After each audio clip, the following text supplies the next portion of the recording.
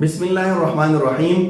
मुफरद वाहिदुल माना की बहस चल रही थी और हमने ये तकसीम कल के सबक में की थी कि मुफरद की दो किस्में हैं, मुफरद वाहिदुल माना और कसीरुल माना। यानी मुफरद का या तो लफ्ज़ का एक ही माना होगा या ज्यादा माने होंगे।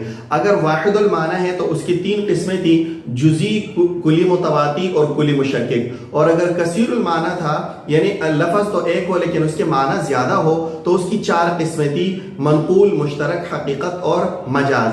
जो मुफरद वाहिदुल माना है उसकी दो किस्में मिसालों समेत मुकम्मल तफसील हमने गुज़िश्ता दरस में पढ़ ली थी, ठीक है। और हमने ये कहा था कि मुफरद वाहिदुल माना की तीन किस्में हैं, ठीक है। वाहिदुल माना की तीन किस्में हमने पढ़ ली थी। पहला हमने पढ़ा था जुज़ी, मुकम्मल तफसील के साथ पढ़ लिया था। दूसरा हमने पढ़ा था कुली मुतवाती, और तीसरा हम पढ़ रहे थे, वो अभी बहस जारी थी, कुली मुशक्किक, ठीक है, कुली मुशक्किक। अच्छा, और इसका वजह हसर हमने ये कहा था कि वाहिदुल माना का मुफरद वाहिदुल माना जो है वो दो खाल से खाली नहीं, या तो उसका माना मुअय्यन मुशख्खस होगा, यानी कि उस मफहूम और माने में शरकत नहीं हो सकेगी, एक ही जात पर वो दलालत करेगा।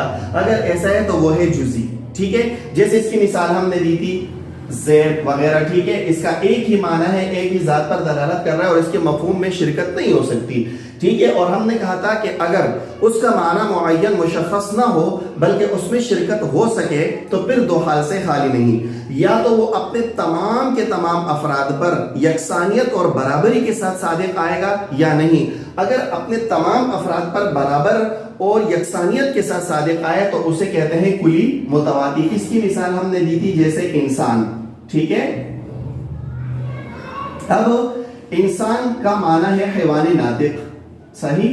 और हैवानी नातिक के जितने भी अफराद है, ज़ैद है, आमर है, ठीक है, बकर है, और जफर अली, सैफुर्रहमान, एहसान अली, हस्ता रहमान, अब्दुल गफूर, अब्दुल शकूर, जितने भी हैवानी नातिक और इंसान के अफराद है उस तमाम पर बराबरी के साथ सादिक आ रहा है। ऐसा नहीं है कि ज़ैद अमर पर अच्छे तरीके से सादिक आ रहा है, पहले सादिक आ रहा है या ज्यादा सादिक आ रहा है, और बाकी इंसानों पर, बाकी अफराद पर जरा कम सादिक आ रहा है, ज़ुल्म के साथ सादिक आ रहा है। ऐसी बात नहीं है।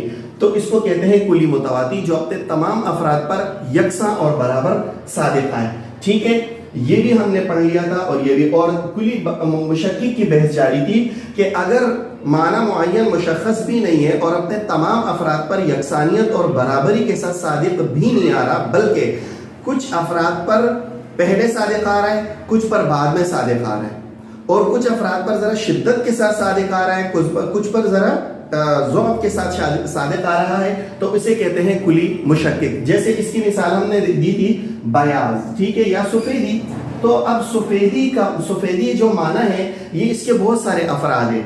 इसका एक फर्द बर्फ, सफेद बर्फ और इसी तरह ओले वगैरह है, तो बर्फ और ओले वगैरह की सफेदी ज्यादा है, बयाज और सफेदी का माना उस पर ज्यादा अच्छे तरीके से सादिक आ रहा है। और दांत वगैरह, हाथी के दांत वगैरह, इस पर जरा ये माना अच्छे तरीके से सादिक नहीं आ रहा, ज़ौक़ के साथ सादिक आ रहा है, उस पर जरा सफेदी कम होती है, पीलापन होता है उसमें। तो अपने अफराद पर चूंकि यकसानियत के साथ सादिक नहीं आ रही थी, किसी पर अच्छे और किसी पर जरा कमजोर तरीके से सादिक आ रही थी, इसलिए इसको कहते हैं कुली मुशक्किक। अब कैसे, क्यों कहते हैं, इसकी इंशाअल्लाह मजीद तफसील अभी पढ़ते हैं।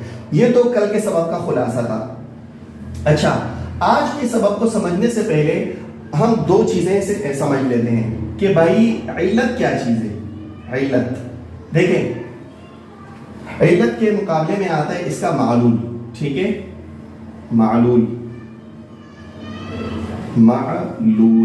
देखें, इल्लत कहते हैं वो चीज जो किसी शे के वजूद के लिए मौकूफ अलैह हो। क्या मतलब, यानी किसी चीज के मौजूद होने के लिए यह इल्लत का होना जरूरी है, ठीक है। और किसी चीज इल्लत उसे कहते हैं जो अपने वजूद में गैर का मुहताज ना हो, बल्कि गैर का वजूद जो है वो इस इल्लत के वजूद पर मौकूफ हो। ये इल्लत मौजूद होगा तो वो दूसरी चीज मौजूद होगी, इल्लत मौजूद नहीं होगा तो दूसरी चीज मौजूद नहीं हो सकती। मिसाल के तौर पर दिन के वजूद के लिए सूरज का वजूद होना जरूरी है। सूरज मौजूद होगा तो दिन मौजूद होगा। अब सूरज का वजूद ये इल्लत है, دن کے وجود کے لیے، اور ہم نے علت کی تعریف کی جو غیر کے وجود کے لیے موقوف علیہ ہو. تو اب یہ سورج یہ موقوف علیہ ہے دن کے وجود کے لیے، اور دن کا وجود اس پر موقوف ہے. دن تب موجود ہوگا جب سورج موجود ہوگا، اگر سورج موجود نہیں ہے تو دن موجود نہیں ہوگا. تو جو غیر کے وجود کے لیے موقوف علیہ ہو اور غیر کا وجود اس پر موقوف ہو، جو اپنے وجود میں غیر کا محتاج نہ ہو، تو اسے کہتے ہیں علت. جیسے سورج یہ علت ہے دن کے وجود کے لیے، ٹھیک ہے، دن کے وجود کے لیے. اچھا، دن تب موجود ہوگا جب سورج موجود ہوگا. جیسے ماں باپ یہ اپنے بچوں کے وجود کے لیے موقوف علیہ ہوتے ہیں. ماں باپ ہوں گے تو بچے آئیں گے نا، ٹھیک ہے نا. تو یہ بچوں کا وجود یہ موقوف ہے، یہ نہیں ہو سکتا، یہ بند ہے تب تک جب ماں باپ موجود ہو. ٹھیک ہے، ماں باپ کے موجود ہونے کے بعد بچے موجود ہوتے ہیں نا. تو ماں باپ کی علت ہے اپنے بچوں کی وجود کے لیے، ٹھیک ہے. اور وجود دن کا موجود ہونا یا بچوں کا موجود ہونا یہ معلول ہے اپنے علت کے لیے. کلیئر؟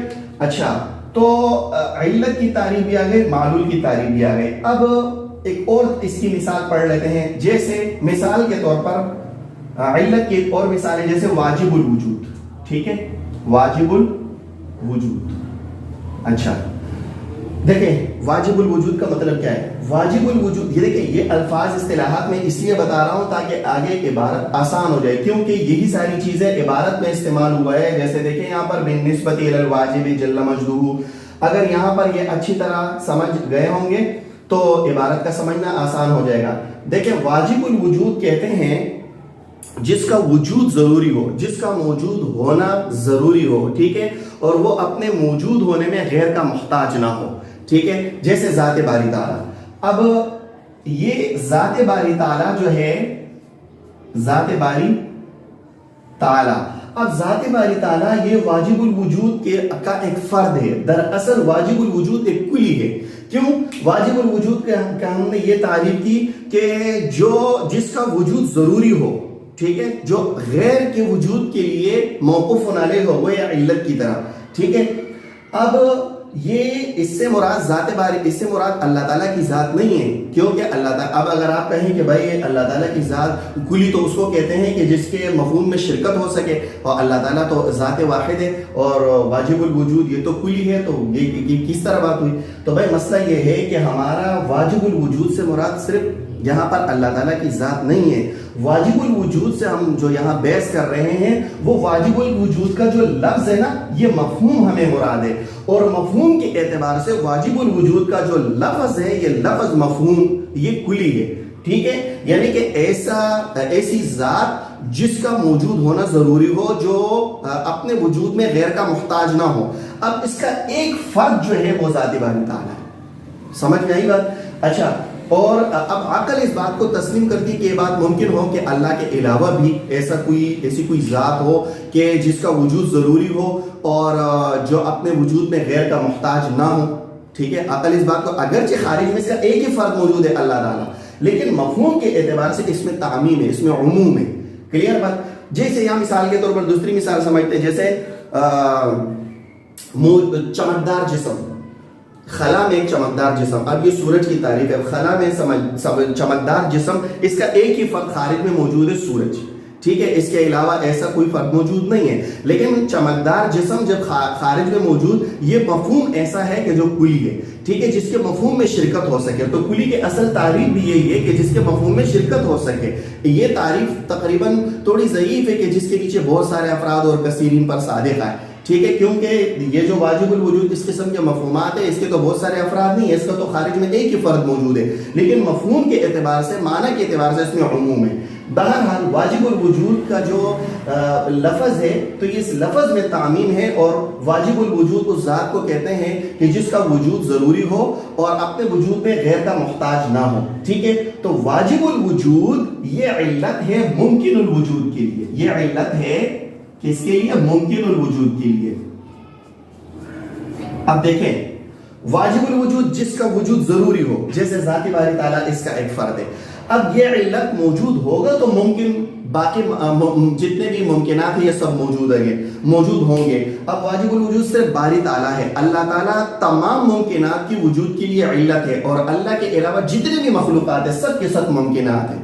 ٹھیک ہے, تو اللہ تعالیٰ کی ذات یہ علت ہے, موقوف علیہ ہے ممکنات کی وجود کے لیے, اور ممکنات موقوف ہے, ان کا وجود موقوف ہے ذات باری تعالیٰ اور واجب الوجود کے وجود پر.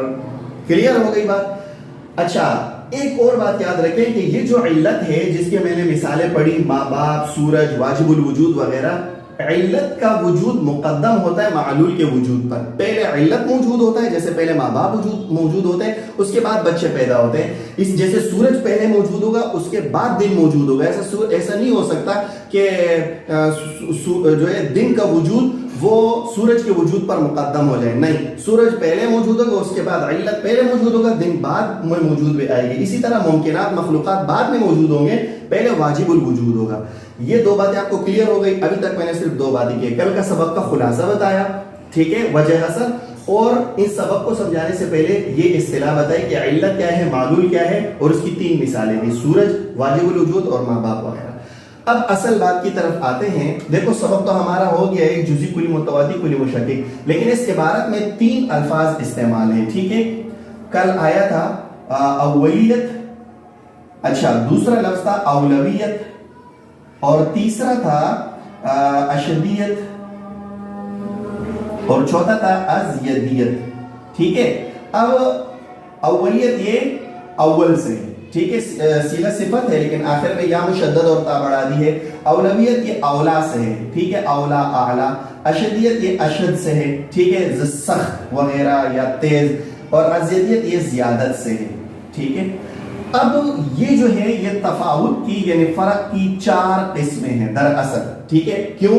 ہم نے کلی مشکک کی تعریف میں پڑھا تھا کہ جو اپنے افراد پر فرق کے ساتھ صادق آئے, یکسانیت اور برابری کے طور پر صادق نہ آئے بلکہ فرق کے ساتھ صادق آئے. کسی پر اولا صادق آئے, کسی پر غیر اولا صادق آئے, کسی پر اول صادق آئے, کسی پر غیر اول صادق آئے, کسی پر شدت کے ساتھ, کسی پر ذرا ضعف کے ساتھ, کسی پر زیادہ صادق آئے, کسی پر کم صادق آئے. تو یہ جو ہم نے کہا نا کہ افراد پر کمی بیشی کے ساتھ, فرق کے ساتھ صادق آئے, یکسانیت کے طور پر صادق نہ آئے, تو یہ فرق کی یہ چار قسمیں ہیں جو الفاظ یہاں عبارت میں استعمال ہے. اولیت اولا سے ہے, اولویت اولا سے, اشدیت اشد, اور ازیدیت زیادت سے ہے. ٹھیک ہے, اب اولیت اول سے یہاں کیا مراد ہے؟ دیکھو اول سے مراد یہاں یہ ہے کہ کلی کا صدق بعض افراد کے لیے یا بعض افراد میں بطور علت کے ہو دیگر افراد کے لیے. ٹھیک ہے, کلی کا صدق بعض افراد کے لیے بطور علت کے ہو دیگر بعض افراد کے لیے, دیگر بعض افراد کے لیے. دیکھیں کیا مطلب, یعنی کلی کا جو صدق ہوگا بعض افراد میں, اس بعض افراد میں کلی کا صدق وہ علت ہوگا دیگر افراد میں کلی کے وجود کے لیے, کہ جو دوسرے باقی افراد ہیں اس میں کلی تب موجود ہوگی جب بعض افراد میں بطور علت کے کلی موجود ہو. اس کی مثال جیسے وجود ہے, کلیئر, جیسے وجود کا لفظ ہے, وجود ایک کلی ہے. ٹھیک ہے, وجود کا جو لفظ ہے یہ ایک کلی ہے. ٹھیک ہے, اب وجود کا لفظ یہ باری واجب الوجود میں, یہ باری تعالیٰ میں بطور علت کے موجود ہے. کیوں؟ وجود کے دیکھو دو قسم کے افراد ہیں, ایک باری تعالیٰ اس کا فرد ہے, ایک ممکنات فرد ہے. تو باری تعالیٰ میں اس کا وجود جو ہے وہ واجب الوجود میں اس کا وجود جو ہے بطور علت کے ہے. ٹھیک ہے, اللہ تعالیٰ کی ذات موجود ہوگی تو اس کے بعد ممکنات وجود میں آئیں گی. ٹھیک ہے, تو وجود یہاں پر یہ کلی بعض افراد کے لیے واجب الوجود اور ذات باری تعالیٰ میں وجود کا صدق یہ علت ہے ممکنات میں کلی کے صدوق صادق ہونے کے لیے, کلی کے صدوق کے لیے کہ واجب تعالیٰ موجود ہوگا تو اس کے بعد ممکنات موجود ہوگی. اب کلی مشکک یہ اس طور پر ہے کہ وجود کا لفظ اپنے بعض افراد یعنی واجب الوجود میں علت کے طور یعنی پہلے اس پر صادق ہے, اس کے بعد ممکنات پر صادق ہے. اور ہم نے کہا تھا کہ کلی مشکک اس کو کہتے ہیں کہ جو اپنے افراد پر بعض افراد پر پہلے صادق ہو بعد میں صادق ہو. علت کا وجود چونکہ معلول کے وجود سے پہلے ہوتا ہے اس لیے یہاں پر کلی پہلے علت میں صادق ہے اس کے بعد معلول میں صادق ہے. اولیت کا مطلب سمجھ میں آ گیا ہوگا انشاءاللہ. اب اولویت سے مراد اس کا مطلب یہ ہے کہ کلی کا جو صدق ہے وہ بعض افراد میں بالذات ہو اور بعض افراد میں بالتبع ہو. بالذات ہو اور بعض افراد میں بالتبع ہو. ٹھیک ہے کیا مطلب؟ جیسے یعنی اس کا مطلب یہ ہے کہ کلی کا صدوق بعض افراد میں ڈائریکٹ ہو بلا واسطہ ہو بالذات ہو اور دیگر جو بعض افراد ہے اس میں بالتبع ہو اس میں بالواسطہ ہو. جیسے دیکھو روشنی. اب روشنی کا وجود سورج میں بالذات ہے. ٹھیک ہے کہ ذات سورج سے ہی روشنی کا صدور ہوتا ہے. ٹھیک ہے اور پھر سورج میں روشنی موجود ہونے کے بعد پھر دنیا کی طرف وہ بڑھتی ہے تو دنیا میں زمین میں یا دیگر چیزیں جو روشن ہے اس میں روشنی بالتبع موجود ہے. پہلے سورج میں موجود ہے اور اس کے بعد اس میں موجود ہے زمین وغیرہ روشن ہے. ٹھیک ہے تو اولویت تو اب دیکھو یہ وجود روشنی کا جو وجود ہے ٹھیک ہے تو یہ سورج میں بالذات موجود ہے اور باقی زمین وغیرہ پر یہ بالتبع موجود ہے. تو کلی اپنے بعض افراد پر اولا یعنی بالذات اس پر صادق اور بعض میں بالتبع صادق ہو تو یہ کلی مشکک ہے کہ بعض افراد میں اولا اور دیگر بعض افراد میں غیر اولا ہو. ٹھیک ہے ذرا اچھے طریقے سے نہ ہو. اس کی مثال بھی یہی وجود ہے اور اسی طرح روشنی اس کی مثال ہے. اشدیت کا مطلب یہ ہے کہ کلی کا صدوق یا کلی کا صادق ہونا اپنے بعض افراد میں ذرا سختی کے ساتھ ہو تیزی کے ساتھ ہو اور بعض افراد میں ذرا ضعف کے ساتھ ہو. مثال کے طور پر یہی بیاض سفیدی لے لیں. ٹھیک ہے بیاض معنی سفیدی. اب سفیدی جو ہے یہ برف اور اولوں میں اس کا صادق ہونا ذرا تیز اس پر صادق آتا ہے اپنے افراد میں اپنے افراد پر ذرا تیزی کے ساتھ صادق آتا ہے یہ بیاض اور سفیدی. اور ہاتھی کے دانت یا آف وائٹ جتنی بھی چیزیں ہیں تو اس پر اس کو بھی سفیدی کہتے ہیں لیکن اس میں سفیدی ذرا کم ہوتی ہے اس میں پیلا پن ہوتا ہے اس لیے اشدیت اس پہ ذرا ضعف کے ساتھ صادق آتا ہے. تو اپنے کلی اپنے بعض افراد میں شدت کے ساتھ بعض میں ضعف کے ساتھ تو یہ کلی مشکک ہے. تین مثالیں ہو گئی. یا جیسے کالا پن. اب کالا پن یہ کالے کا لفظ جو ہے اس کے دو فرد ہے. ایک فرد اس کے بال ہے. بالوں پر کالا کا فن زیادہ شدت کے ساتھ صادق آتا ہے کیونکہ بال زیادہ کالے ہوتے ہیں. اور سانولے رنگ کا آدمی وہ اس کو بھی لوگ خارج میں کالا ہی بولتے ہیں تو وہ ذرا زیادہ کالا نہیں ہوتا سانولا ہوتا ہے اس کو بھی لوگ کالا کہتے ہیں. تو کالے کا لفظ اس پر بھی صادق آ رہے ہیں لیکن ذرا ضعف کے ساتھ. ٹھیک ہے تو بعض افراد میں شدت کے ساتھ بعض میں ضعف کے ساتھ.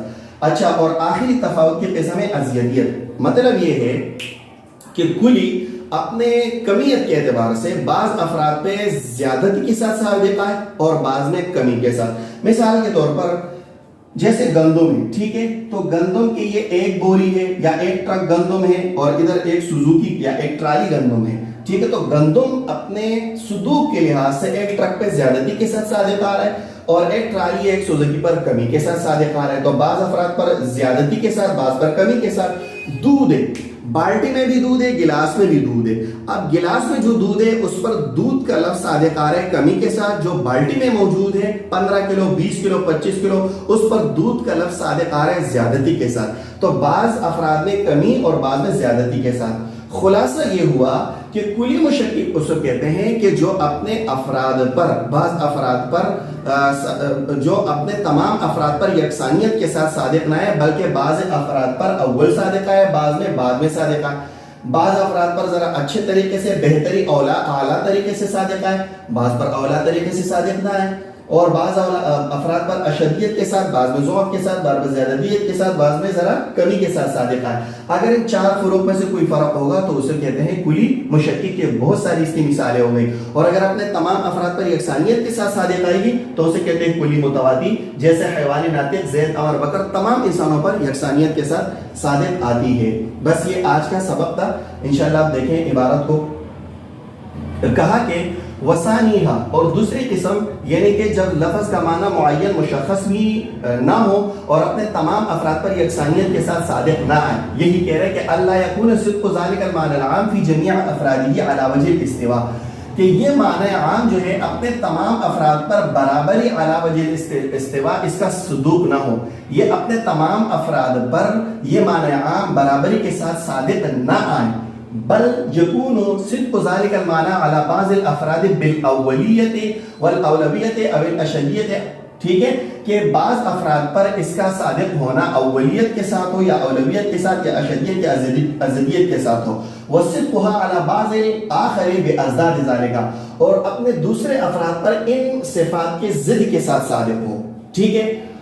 اس کی مثال اس سے دی کل وجود بالنسبت الى الواجب جل مجدہ وبالنسبت الى الممکن، ٹھیک ہے، جیسے وجود کی نسبت آپ واجب کی طرف کرو اور یا کس کی طرف، ممکن کی طرف، تو واجب پر اس کا صدوق اولیت کے ساتھ علت کے طور پر ہوتا ہے، اور ممکن پر وجود کا جو صدوق ہے صادق ہونا ہے یہ بطور معلول کے اور بعد میں ہوتا ہے، ٹھیک ہے۔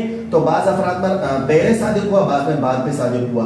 وکل بیاض بالنسبت الى الثلج والعاج، اور جیسے سفیدی اس کی نسبت برف کی طرف یا ہاتھی کے دان کی طرف، ٹھیک ہے، اس کی نسبت کرتے ہوئے تو برف پر بیاض زیادہ اچھے طریقے سے صادق آتا ہے اور ہاتھی کے دان پر ذرا ضعف کے ساتھ صادق آتا ہے۔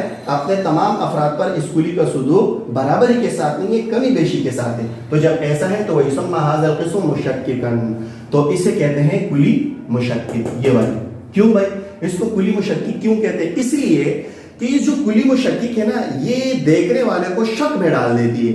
جب وہ انسان اس کے افراد کی طرف نسبت کرتا ہے کہ یہ اصل معنی میں تو سب شریک ہے، ٹھیک ہے، جیسے وجود کے معنی میں واجب الوجود اور ممکنات دونوں اس میں شریک ہے اصل معنی میں، اگرچہ اس میں فرق ہے صادق ہونے میں، لیکن اصل معنی میں سب شریک ہے، تو وہ کہتے ہیں کہ یہ کلی متواتر ہے۔ لیکن جب معنی میں فرق کو دیکھتا ہے تو پھر وہ کہتے ہیں کہ یار یہ تو مشترک ہوگا، کیونکہ لفظ مشترک میں بھی سین یہ ہوتا ہے کہ وہ ہر معنی کے لیے الگ الگ وضع ہوتا ہے۔ جیسے لفظ عین ہے، یہ گھٹنے کے لیے الگ وضع ہے، آنکھ کے لیے اس کی وضع الگ ہے، جاسوس کے لیے الگ وضع ہے، ٹھیک ہے۔ تو اسی طرح مشکک کے جب وہ اس کے اپنے افراد پر صدوق کو دیکھتا ہے تو وہ کہتا ہے کہ بھائی یہ تو مشترک ہوگا، ٹھیک ہے۔ تو اسی وجہ سے کہا کہ اس کو مشکک اس لیے کہتے ہیں کہ انہ یوقع الناظر فی الشک، کیونکہ یہ دیکھنے والے کو شک میں ڈال دیتی ہے، فی کونہ متواتیا اور مشترکن، کہ بھائی یہ اس کے متواتر اور مشترک ہونے میں یہ دیکھنے والے کو شک میں ڈال دیتی ہے۔ جب وہ اس کے اصل معنی میں افراد کے باہم متفق ہونے کو دیکھتے ہیں تو انسان کہتا ہے یہ کلی متواتر ہوگا، لیکن جب افراد کے فرق کو دیکھتا ہے معنی میں کمی زیادتی کو تو پھر انسان کہتا ہے کہ یہ تو مشترک ہوگا۔ لیکن یہ نہ کلی متواتر ہے اور نہ ہی مشترک ہے، بلکہ یہ کلی مشکک ہے کہ اپنے تمام افراد پر کمی اور زیادتی کے ساتھ صادق آ رہی ہے۔ خلاصہ کلام یہ ہوا کہ لفظ جس کا معنی معین مشخص یا ہوگا یا نہیں ہوگا، واحد المعنی کی بات کر رہا ہوں، اگر معین مشخص ہے تو جزئی، اگر معین مشخص نہیں ہے تو دو حال سے خالی نہیں، یا تو اپنے تمام افراد پر یکساں طور پر صادق آئے گا یا کمی بیشی کے ساتھ۔ اگر یکساں طور پر صادق آ رہا ہے تو وہ ہوگا کلی متواتر، جیسے انسان اپنے تمام افراد پر یکساں طور پر صادق آ رہا ہے، اور اگر اپنے افراد پر کمی بیشی کے ساتھ صادق آ رہا ہے، ان فرق کے ساتھ صادق آ رہا ہے تو وہ ہے کلی مشکک۔ باقی مفرد کثیر المعنی کی جو اقسام ہے، منقول، مشترک، حقیقت، مجاز، وہ انشاءاللہ اگلے فصل میں شروع کریں گے۔